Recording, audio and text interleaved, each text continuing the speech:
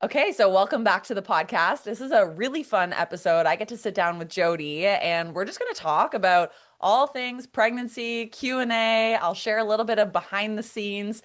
I basically told Jodie nothing is off limits, so she's going to ask a bunch of questions. We're also just going to go with the flow, and I know for me these are the types of episodes that I really crave listening to when I'm going through anything in life. Maybe it's something hmm business, maybe it's like a health journey I'm on. Maybe it's pregnancy, postpartum, birth plans. Like, I just love when people just kind of pull the curtains back and share their honest perspective on what's going on behind it all. So, Jodie, thank you for sitting down with me, and I can't wait to dive in. So, I'll pass it over to you to ask the first question. Absolutely. Thank you for having me on. I'm so excited to be here to have this conversation. It's so unique in being able to have this conversation with someone going into their second pregnancy because it's such a different experience for people. So I'm so excited to get to chat and dive into all of the things from this time around compared to when you were pregnant with Freddie. So let's start out with the pregnancy. And you waited for 20 weeks to announce to everybody that you were pregnant. And you did the same thing with Freddie. Can you take us back to that decision? What was behind it? What made you decide to wait that 20 weeks before sharing? Absolutely. Yeah. And I think for people who are kind of newer to my world, I do share a certain amount of my life online. I've been an entrepreneur for 9 years, and as we know, in this day and age and over the last decade, we've had these tools like social media and long form content like podcasts and YouTubes and blogs. And there are just some days where I really wrestle with like, okay, like I feel like I have to share a lot about life and who I am and my thought leadership around marketing, but I also want to have boundaries and kind of just protect some things that feel really sacred and keep them just for me and my family. So, it's always been something that I've kind of danced back and forth between how much is too much to share. But in both of my pregnancies now, I've just felt like this almost like wanting to process inward first and just hold that really special moment of knowing that big changes are coming and it's just such an Mm-hmm. exciting time. And I think I just wanted more time to sit with it and really just like connect with my baby, to share it with Mm-hmm. my husband and with my son before bringing it to the world. So I said online Mm-hmm. recently, it was never a secret, but there are just parts of life that feel so magical that you just want to hold them tight to your heart for a little bit Mm-hmm. and just make sure that you've really just enjoyed the moments in your little bubble. And another Mm-hmm. part of that too is like we don't get to see our friends and family every day. So there was weeks that would go by where I'm like, "Oh my gosh, I haven't actually seen a close family Yeah. member in a couple of months and I want to tell them in person." So I just love Mm-hmm. that specialness of being able to share life updates when you're shoulder to shoulder with someone versus blasting them online and not having those intimate conversations. So yeah, I just think a boundary that I have is not sharing everything in real time, but still being very open and honest with my audience.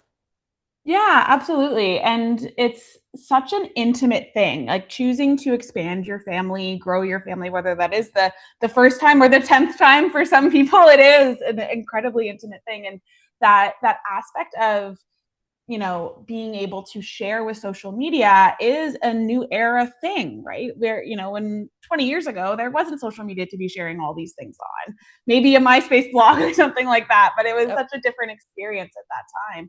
And I think that when we are starting to bring things back into ourselves, it allows for that more intimate connection with the people in our lives to really connect with that. And especially that aspect of connecting with baby and feeling like that time to process, because as soon as you start telling people, there's a million opinions thrown at you, right? And it can Yep. get really, really, really overwhelming. So I'm glad that you were able to take some time to process on your own before jumping into that and like having all of this information blasted at you.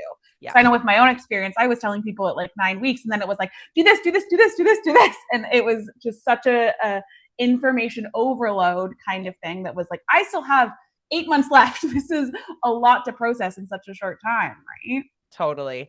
Yeah, it's so true. And then one of the other things too that I didn't actually just mention, but that is kind of something I'm still working through is as a business owner, when is the right time to share? Because what if that changes people's perception of working with you or hiring you. And I've had a Mm-hmm. lot of people say, that's crazy, Kelsey. People would not hire you to build a website or do a search engine optimization strategy because you're pregnant. But in my mind, there just might be, and I don't know what the answer is, but there might be a hesitation Mm-hmm. if somebody knows I'm going on a maternity leave, would they hire me or somebody who's equally qualified and can do the job who's going to be not on a maternity leave? And so I Mm-hmm. remember having that, it was like a fear when I was pregnant with Freddie of I got to hold on to this as long as possible because this could impact my business. What I ultimately Mm-hmm. ended up seeing was that it didn't negatively impact the business. Yes, maybe there was Mm-hmm. a couple people who just didn't resonate and they're like, yeah, I'll just go hire the next marketing agency. But for Mm-hmm. most people, they were supportive and that didn't determine whether they wanted to go ahead with their contract or not. But it might be a legitimate fear that other entrepreneurs face in announcing a Mm-hmm. pregnancy. Yeah, absolutely. And that is something, especially in work that is so relational in what you do, right? Like you're interacting with your clients one to one. You are, you're the face of your business. You're the one that's conversing with them, building that connection to then them be like, okay, now I'm going on mat leave. See you in a few months kind of thing can be a scary thing for clients to take on. And I know that I have that same thought with my work being in therapy, right? That like it's so relational in what you're doing that, when it comes time for me to have another child, that is a real concern. And it's something that is that where is the right time? When is the right time? How do I not allow my clients to feel duped by me or that I've been hiding something? Again, like that side of things where there does sometimes end up being a little bit of like a parasocial relationship in there Yes. with the people that you're working with, and it can add a lot of pressure and stress onto those decisions and feeling like it needs to be like the perfect time, Yep. that then you're kind of crippled with this decision because there is no perfect time, right? That honestly just makes me feel less alone considering you've often thought of that too. And yeah, I think there is Yeah. this just this hesitation around I don't want to dupe anyone. And actually, just to be very transparent, I had a client sign on recently and she looked through the contract, everything looked good, and she's like, "Actually, I was really hoping if we could extend the contract to 12 months instead of just the 4 months which I committed to." And I was like, "Oh," and she had already paid and everything. I was like, I am pregnant. I'm not sure if you knew, but I also didn't like say that in our onboarding call. I wasn't like, Mm-hmm. hi, we're going to start on a 4 month contract. And by the way, I'm pregnant, so it'll have to be a hard stop. So yeah, it Yeah. was just almost this kind of like, oh, I hope I didn't, I don't know, mislead her. But again, just having an Mm-hmm. open, honest, transparent conversation. She's like, no, this is amazing and all good. Let's work on Mm-hmm. some different parameters. So I think just like Mm-hmm. being honest through the whole process, but not needing to over explain yourself. Yes. But yeah, it's such a fine line. Absolutely, absolutely. And usually that need to over explain comes from a root of people pleasing, Yep. right? That is a really big struggle for a lot of people. I'm Yep. finding is that people pleasing really gets in the way of being able to do the vulnerable things and do the things for yourself that you know are good for yourself, right? Such as holding on to that pregnancy for the 20 weeks and all of those things. But Mm. I'm proud of you for being able to prioritize yourself in that decision and saying that like, no, this is the right move for me. It's the right move for my business, and so that's what I'm going to do. And being secure in that decision is awesome. So, although Yeah. the question is always still there, but it's just a question, right? And honestly, even in retrospect, I think I would have worked with someone like you to actually talk all this out versus feeling like every day, okay, do I have to announce it now? How do I Mm-hmm. tell my clients? What about the pressure of showing up to an event pregnant, but people not knowing? Like, I actually Mm-hmm. tried to process that all by myself. And Mm-hmm. I going back 4 months, I would not have chosen to do it that way again because it was a lot of Mm-hmm. unnecessary rumination. So, anyways, very, Absolutely. very much shouting out the work that you do because it's really important to have these conversations with trusted Yes. sources. Absolutely, especially when you have these internal voices in your head that are telling you to do one thing or the other, right? That's really Yep. pulling you in that direction of like, no, no, no, like people please, like your clients are clients, your clients are clients, your clients are clients.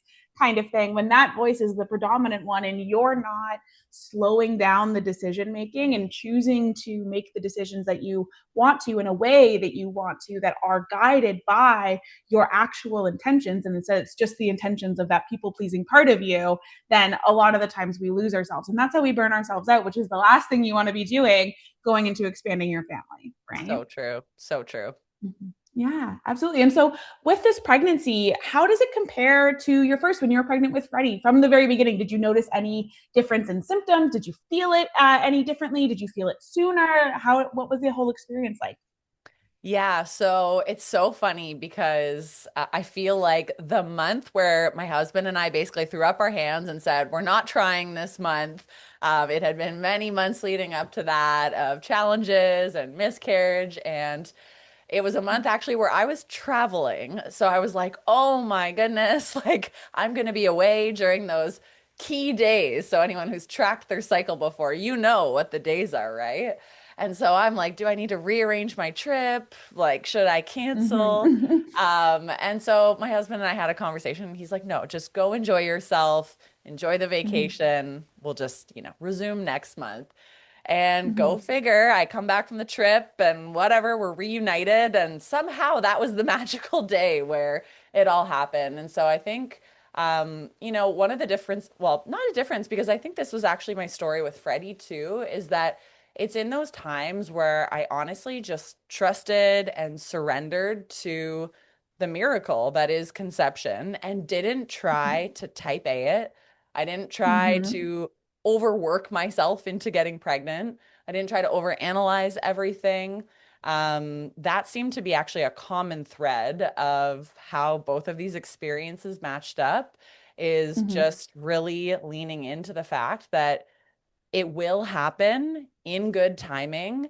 And my nature to control every single factor was not actually very helpful in the situation. So, yeah, it was really an Mm-hmm. interesting, I don't even know what it was, just a lesson in trusting the universe, I think. Yeah, yeah, absolutely. And that aspect of sometimes just like kind of needing to let go, right? Of that, like, I maybe not everything has to go exactly to plan. And then sometimes that can how it be it how it's meant to work out in the first place, right? Yeah, That it guides you in this path that is where you are kind of meant to be, and also that can look a little bit differently and what you were expecting. And that doesn't mean that it's failure, right? And a totally. lot of the times I find that in my type A clients, they're like, no, like I need to know everything A, B, C, D down to a T. I need to get pregnant in this month. I need to have this happen in this exact way. And that even contributes to like birth planning, postpartum planning, and all of those things. And if you go into any of those things with this exact vision where so many things within that are out of your control, Hmm. that sometimes it results in a lot of panic and stress of just kind of trying to grasp at things that are within your control because you're literally trying to control the uncontrollable, Yep. right? And Yep. so it's that being able to activate your type Bness if you can a little bit in that, and kind of let go of that and focusing on what actually is within your control instead of trying to get a control of that uncontrollable things like you were kind of Yep. talking about in there. But it is such a hard thing, especially if you've gone through a conception journey that has been difficult. I heard you mention in there going through miscarriage and all of those pieces. So how was your experience with that conception this time around? Was it what you expected?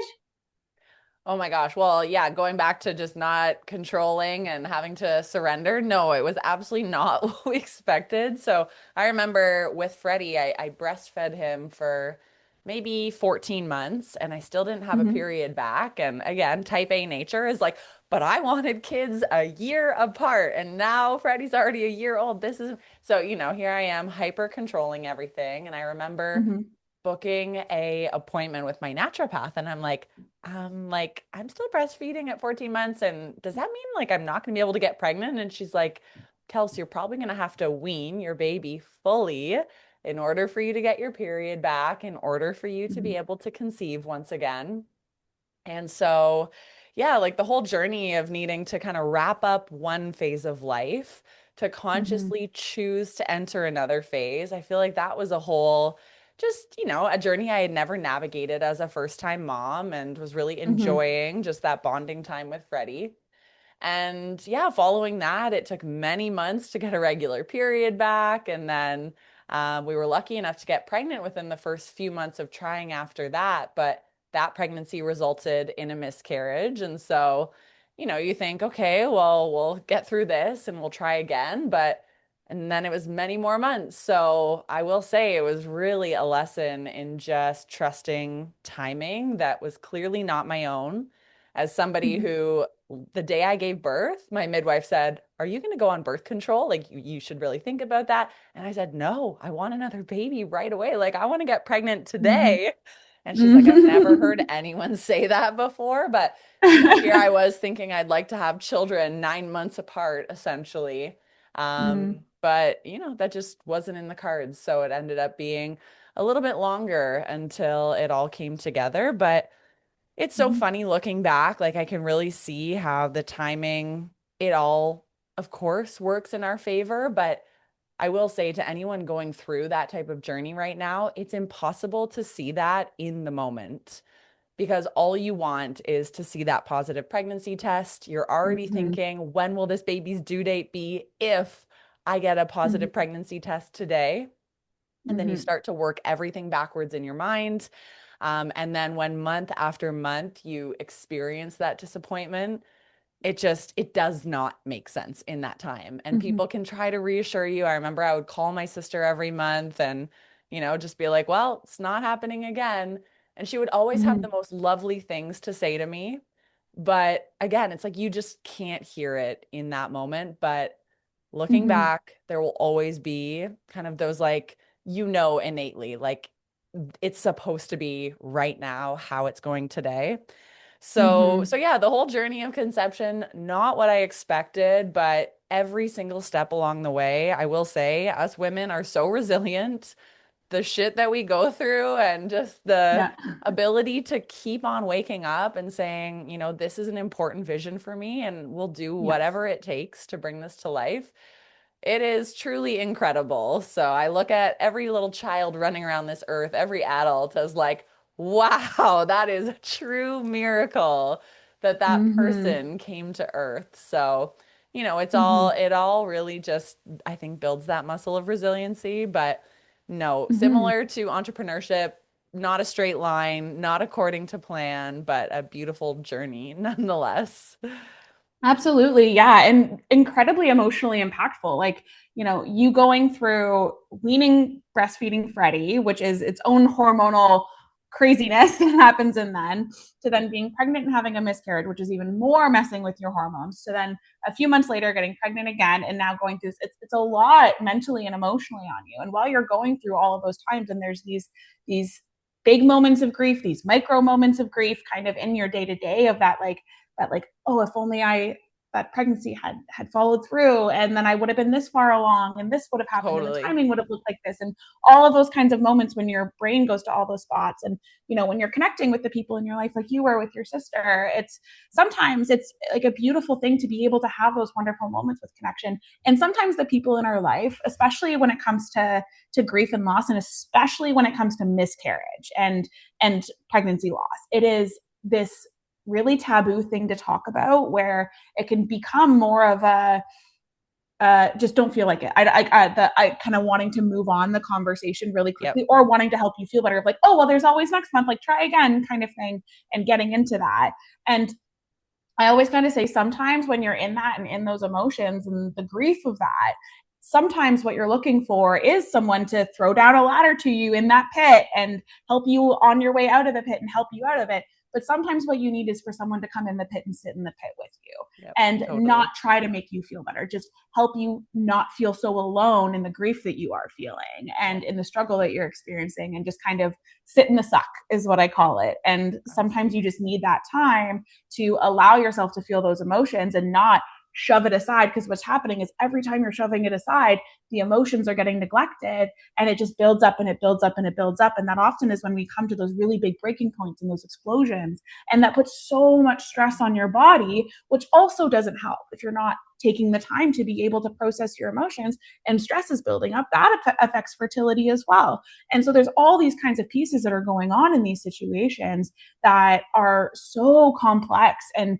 can have such a vast emotional impact that, impacts you also physically in all of these ways. And so it now that you are pregnant, you're going through this experience and you're noticing these kind of emotional and physical changes that you're going through. How does that compare for this one, given everything that you had to go through to get to this point, compared to how you felt at this point with Freddie?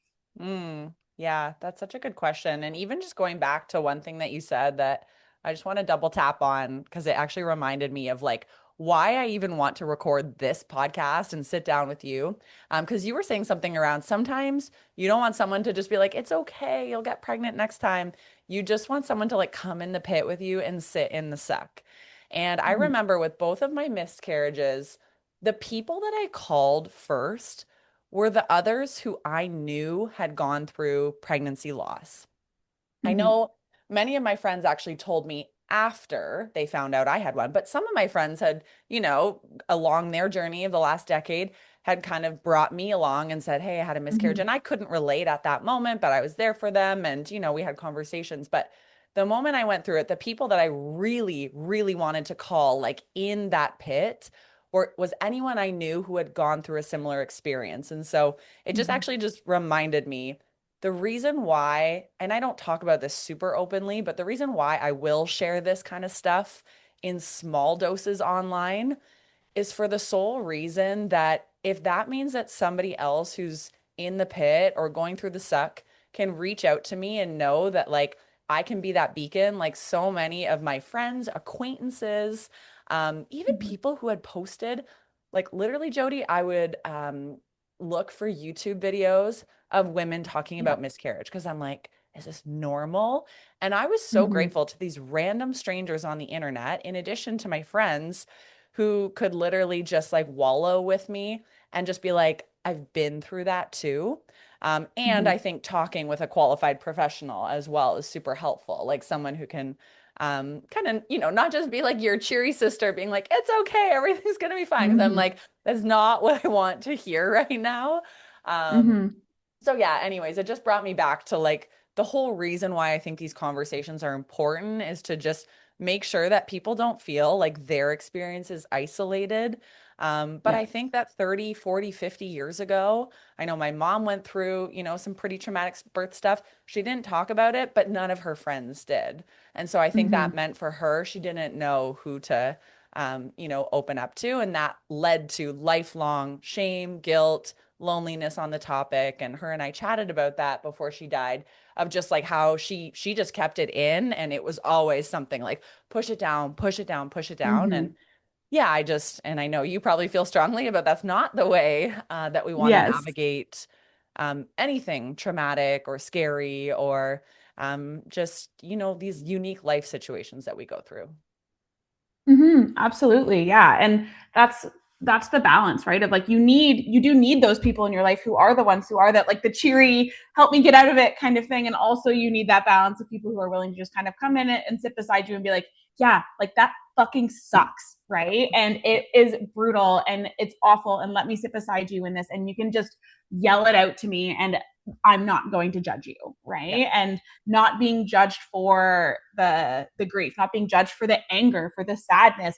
Maybe sometimes for some people, pregnancy loss, there can be a part of them that is like relieved because maybe Yeah. the timing wasn't great or whatever. And then that can lead to these icky, guilty feelings, right? And there can also be guilt around it. Did I do something wrong, right? Like all of these kinds of things Yeah. that sometimes you just need someone to sit beside you and help you process all of those in your personal life and as well as professionally. That being able to have someone to allow you the space to be able to navigate those, work through those thoughts, and kind of come out the other end. Right. But Yeah. you do have to kind of sit in it. If you just ignore it and are told, no, no, no, get better, get better, get better, get better, then you're never actually getting better. You're just kind of shoving it under the rug and it Mhm. will always appear eventually. And depending on when that is and how that is on your situation, but it always will show up eventually. And it is Totally. very, very complex to work through though. And I'm glad that you are on the other side of that now and in this great kind of mind space this time and where you're at now. And I know you were talking about that aspect of this, this mental impact and all of these kinds of pieces that you were noticing from this experience of being able to conceive.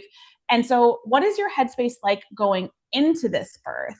Are you doing anything differently, mentally, emotionally, to prepare you for this birth compared to how Mhm. you did with Freddie? Yeah, this is an interesting question because I feel as though obviously in having a second pregnancy, you're busy, right? With your first little one who's, whatever age they might be. My guy is almost 2.5. And it's been a very different experience versus my first pregnancy where Mm-hmm. it was, I worked, I took care of myself, and then I just kind of like, napped when I wanted to, thought about pregnancy, birth. I checked my app all of the time. I'm like, how many weeks am I? What fruit am I this time? And this time around, I just feel like I've been so consumed and full with life in a good way that I Mm-hmm. haven't actually sat down to really think about what is the future going to look like? What do I want for the months leading up to mat leave? How long do I want my mat leave? Of course, it's kind of passed through my mind, but I'm sure many second time, third time, fourth time mamas can relate.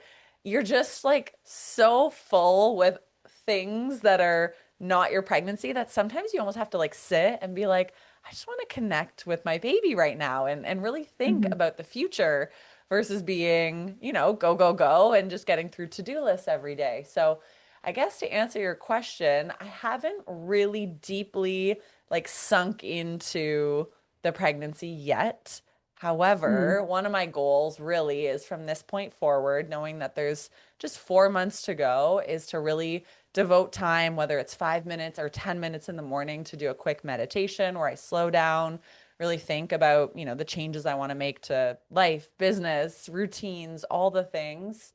Um, or even just like investing in a birthing course again. Not necessarily Mm-hmm. because I just want to like learn everything a second time, but to just have that carved out space where I can enjoy the pregnancy, really just like connect and slow down. And I'm starting to realize if I don't consciously schedule that in or just find time in my calendar that this whole 9 months could fly by and it'll just be like, oops, I was so Yeah. busy. I forgot to really think about what I wanted to do differently this time. But yeah, I will say in the months to come, I kind of have these plans to make sure that my life doesn't feel too chaotic, that I can't genuinely enjoy the months of growing a tiny little human. Yeah, absolutely. And that is such a tough thing to balance, that aspect of relationship with your toddler and relationship with the new baby, even while you are pregnant and then as well after the baby comes, right? And it is incredibly complex, especially because this is your first time being a parent to an infant while also taking care of a toddler, right? And so Totally. it's this whole new and different postpartum experience and going through that. And so when you think about this aspect of what postpartum is going to be like, how are you going to prioritize your relationship with Freddie during this transition? Because I know a lot of the clients that I work with, and when I go and speak at prenatal classes, there's a lot of moms who are in there who are those going into their second child, and they're super worried about their relationship with their toddler and the transition not wanting to affect them so much. So how are you going to prioritize your relationship with Freddie while you're going through this transition during pregnancy and after the baby's That's such a good question. I think my honest answer is I have no idea. here?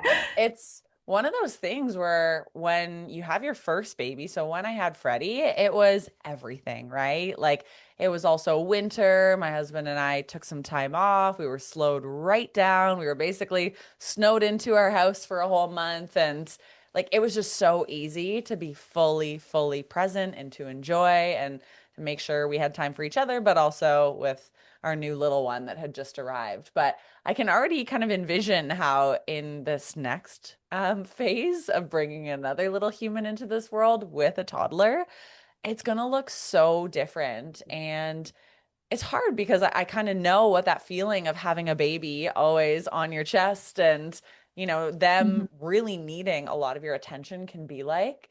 and thinking like, how do I still do all the things I love to do with Freddie, which is take him out and about and, do his activities with him, take him to kinder music, take him to the bike park and all these things that, Mhm. will possibly require me to find a different flow where either baby's at home or, we just continue onwards. So, yeah, I don't have an answer. I feel like I will have to figure that out in real time when I kind of see what life with two is like. Mhm. I hope to be able to easily carve out the time, but I also probably like any mama worry of what that change of routine actually looks like. And I know for a lot of people, it tends to be like this divide and conquer mentality, which I don't Mhm. love the idea of like always Yep. splitting up. I see how it can be helpful, but yeah, I have no answer to that question. I think that'll be a learning in real time opportunity. Yeah, absolutely. And I think that that is one of those things that as you go through it, you do have to constantly kind of have those like temperature checks with yourself because you can sit here and come up with a plan now, but it might look entirely different postpartum, right? Maybe you have a baby who like loves to be baby worn and is just like super happy as a clam to be in the carrier all day kind of thing. So it's super easy to go do stuff with Freddie wherever, however he kind of wants to because you just Yeah. strap the baby on and good to go.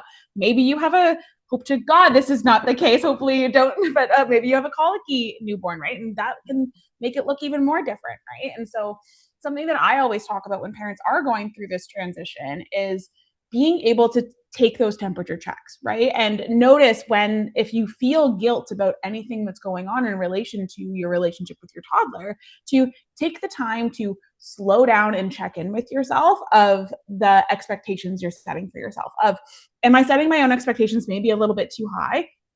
Or am I genuinely feeling like maybe I'm not acting in alignment with my values and I'd like to be able to engage with my toddler more?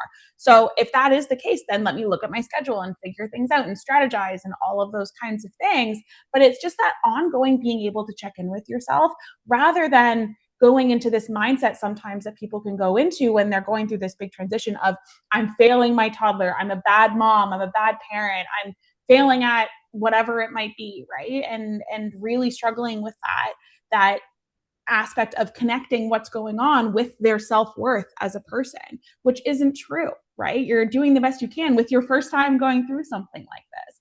And so Mhm. that self-compassion and being able to take the time to reflect and really openly and honestly say, is there anything that I kind of want to change in this without then connecting that to failure is what is most important, right? And so that's where you can plan left, right, and center and be as type A as you would like, but not always possible to be able to plan exactly how we would like to. And that aspect of building your capacity for self-compassion, I think, is especially important for after baby's here.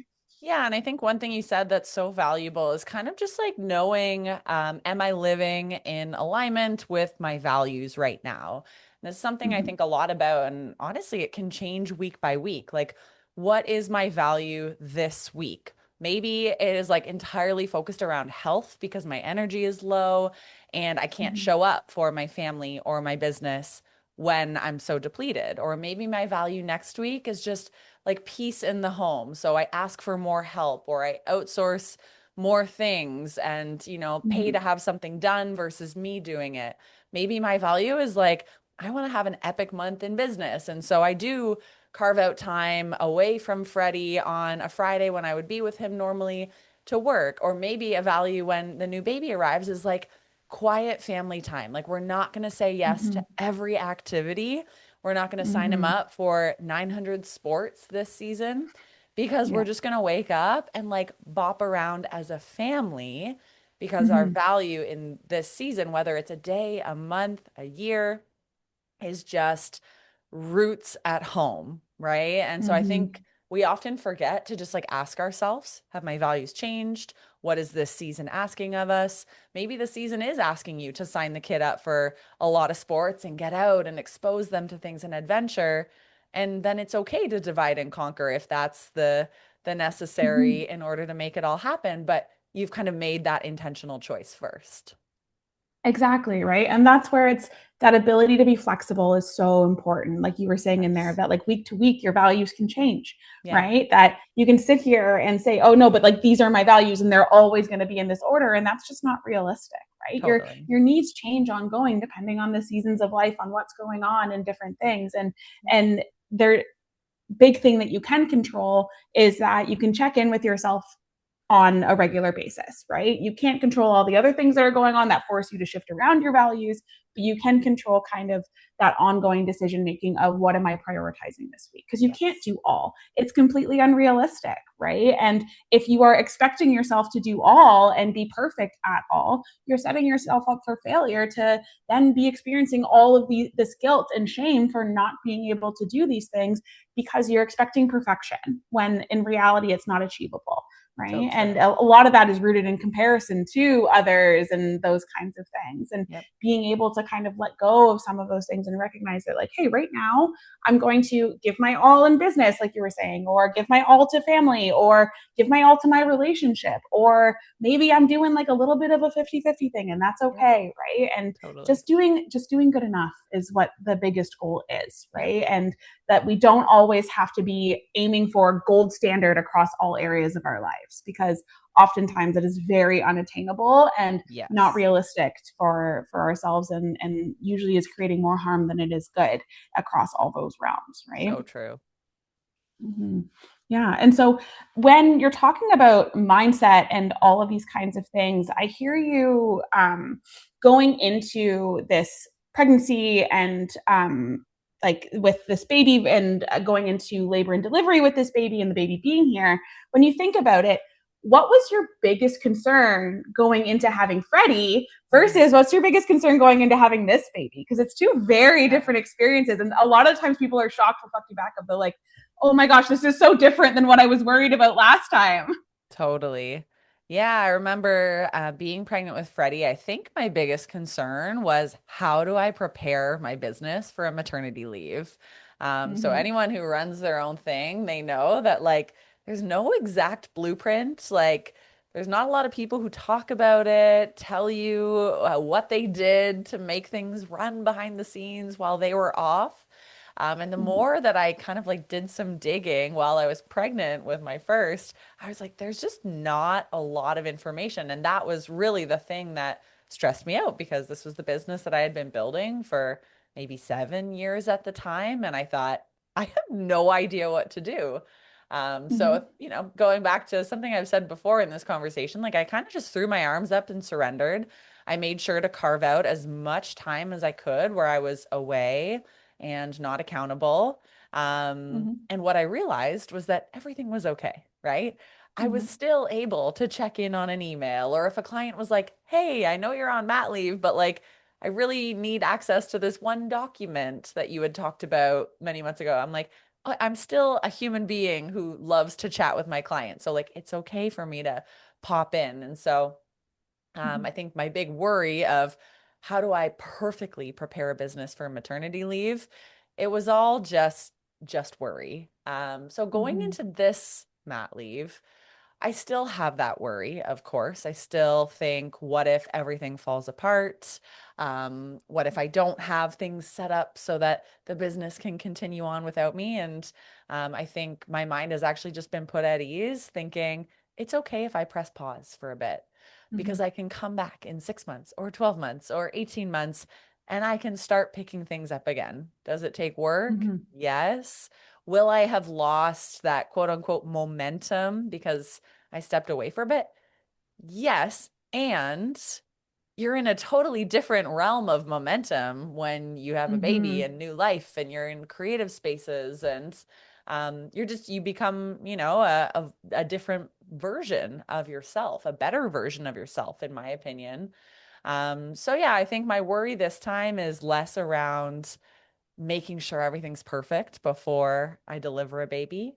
And just more so, I guess, if I'm thinking about the worries, it's navigating a return to work with a toddler and a baby, Mm-hmm. and how that just stretches my time and my capacity Yeah. and um, just brings in more unpredictability which Hmm. I'm not always the best at. Like if I say I'm going to show up for someone or to a call or do this or that, but then it has to cancel, that is like Hmm. my worst nightmare. So I think, yeah, Hmm. the worry is that I'll be stretched, but I also know that I have the tools to be able to navigate it and figure it out as all of us, do, and we have that capability. So, yeah, just gonna kind of trust that every single day I'll be asking myself those questions of, how did today go? How can I make it better? Where do I not feel resourced enough? How can I take better Hmm. care of myself? So, yeah, just I think Hmm. walking it out day by day to make sure that, I don't jump back too fast and, go at a pace that feels right. Yeah, absolutely. And do you notice that with this one, you're maybe more willing to reach out for help or outsource to other things, maybe where you weren't with Freddie? Oh, yes. Yeah. I totally thought I had to be Superwoman before having Freddie. And even in the first year of his life, like I have to do Hmm. it all at my own expense.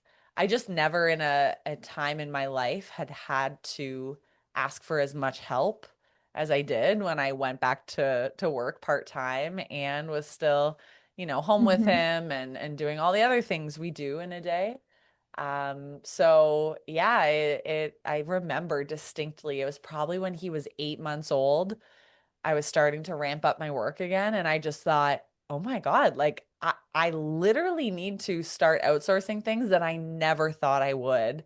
Simple things like Hmm. grocery shopping, simple things like, asking for a little more help from my husband, ordering more packages to the house, which I was like, no, I'll drive to the Old Navy and get a shirt versus ordering Yeah. it. Just such little things that I realized that there is a season of life to lean on the ease that living in this Hmm. day and age can provide us. And so I think really just knowing where is your time best spent in this season and Hmm. spending according to that. Yes, absolutely. And I love that aspect of it's almost that like shifting those expectations of ourselves, right? Yep. Like you were kind of talking about of that, being able to use these different resources in terms of being able to, order something to the house, order Yep. groceries for delivery, whatever that might be. And sometimes it's even like giving yourself permission to shove your kids' clothes in the drawer and not fold them after laundry, right? Guilty. Like, Oh my God, yeah, so guilty. 100%. I know when after I had my son, that like one of my things was I was like, I'm not like turning my clothes right side out anymore when I'm folding them. They're being put in the drawer inside out. I do not care. It does not need to be done perfectly. It's just that like those little things that you can kind of let go of, that it does not need to be perfect, right? And I love that that you were kind of talking about that aspect of being able to shift those expectations to get out of that perfectionism of everything needs to be perfect. Yes, And so I so really love important. that you were kind of talking about that in there. Yep. Yep. Dropping the need to do anything or to wipe the counter 900 times to keep the house clean. Yes, exactly. Exactly. You got to do what you got to do, right? Exactly.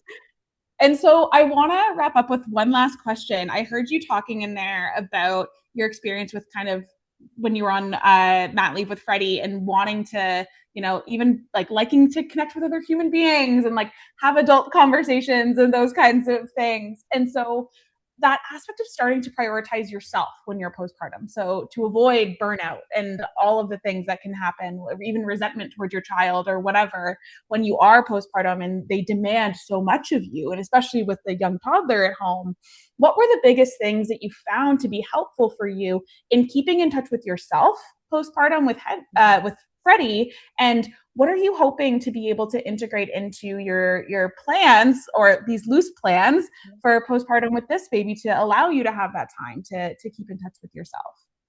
Yeah, such a good question. And the one thing that I'll share that has been most helpful for me was ensuring that the hobbies and rituals that I had before having kids, the ones that really lit me up, like, I think pre-kids, we can say yes to everything. We can go to all the social things. We can overcommit our time, no Mm-hmm. issues. But then when you start having kids, you realize like you don't want to say yes to it all because you love being home. Yes. But you still want to have things in your calendar where you're taking care of yourself, kind of filling your joy cup up. And I think it's actually so vital to build in those habits, those rituals pre-baby. So if you haven't had kids yet, it's like, what is that hobby that you love, whether it's a sport or an artistic pursuit or a social club that you're part of or a volunteer commitment? If you can really wedge that into your calendar before having kids, and then do your best to make sure that you commit to some level of that even after baby arrives. And so with Mm-hmm. Freddie, for me, that was returning to movement. So, going to the local fitness classes with other mamas and scheduling that in, making sure that I told my husband, hey, do you mind if I take every Thursday night to go out to our mountain bike club? A club that I feel Mm-hmm. so strongly about. I love it. That's where my friends are. But actually having that dedicated conversation with Yeah. Dave saying, like, can Thursday nights be mine? And so it Mm-hmm. wasn't even a question. Even if I didn't want to go biking because I was tired, I didn't sleep the night before, I would go sit at Starbucks for 1 hour and Mm-hmm. drink a tea and read a book or scroll my phone, like do whatever I Yeah. wanted because that was the dedicated time block. 2 hours in a week, once a week. Sometimes it'd be more, but just making sure that you have those honest conversations. If you have a partner where you can do that, to just say, hey, like this is my activity night or this is my volunteer night or whatever that thing is that feels really cup filling to you.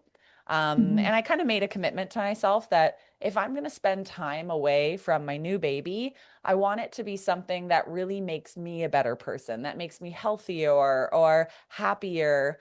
So, I wouldn't use Mm-hmm. my Thursday night to like go drinking at the bar with my friends, although that's fun once in a while too. But I thought this is a Mm-hmm. time for like truly like reviving my spirit, my independence, and choosing an activity that always fell in that time slot. So, yeah, I think I'll really try to blueprint that again, and be even more conscious of it having two kids, just because I know that really made me feel like my own human in a time when, Mm-hmm. you're really in that stage where they depend on you completely.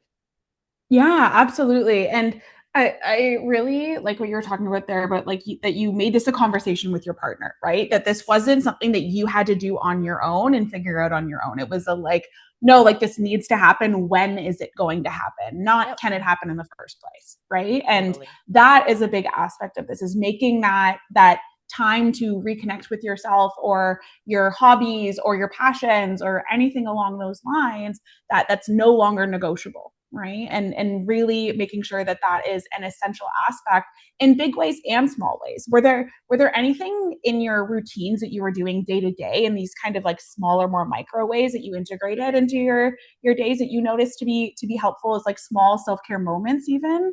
Yeah.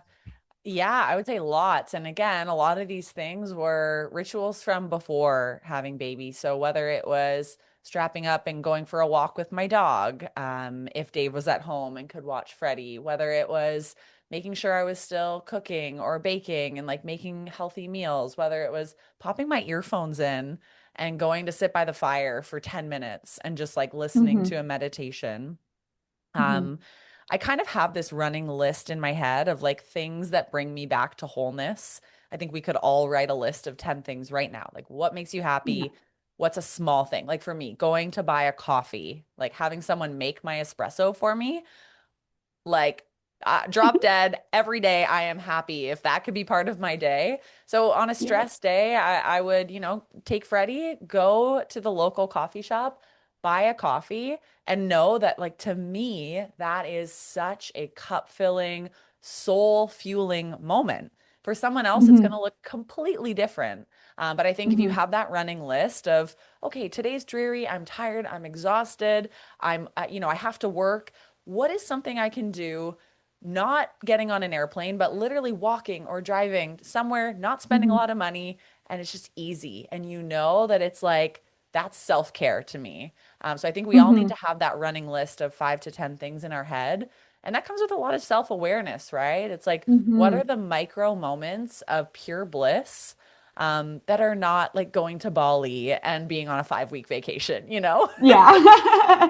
Absolutely. Absolutely. And that's where too, it's even like when you're postpartum, get it out of your head, have a list written down and stuck up on your Yes. fridge or something. So that way you don't even have to remember what Yeah. are the things. Because sometimes you can feel so disconnected from that previous version of yourself that you can't even recall what you did. I find a lot of the moms that I work with, I'll be like, well, like, what did you do before you had a baby that brought you joy? And they're like, I don't even remember who that person was. Right. Totally. And it takes a lot of digging to be able to get into it. So while you are prepartum or pregnant, that you're writing those things down and like having it up somewhere really visible to allow you to be able to go to those things and think, okay, what are things that help me feel like myself, right? Yep. And feel connected to the past version of myself, be connected to the moment, all of those things, right? And So being true. able to do that is so huge.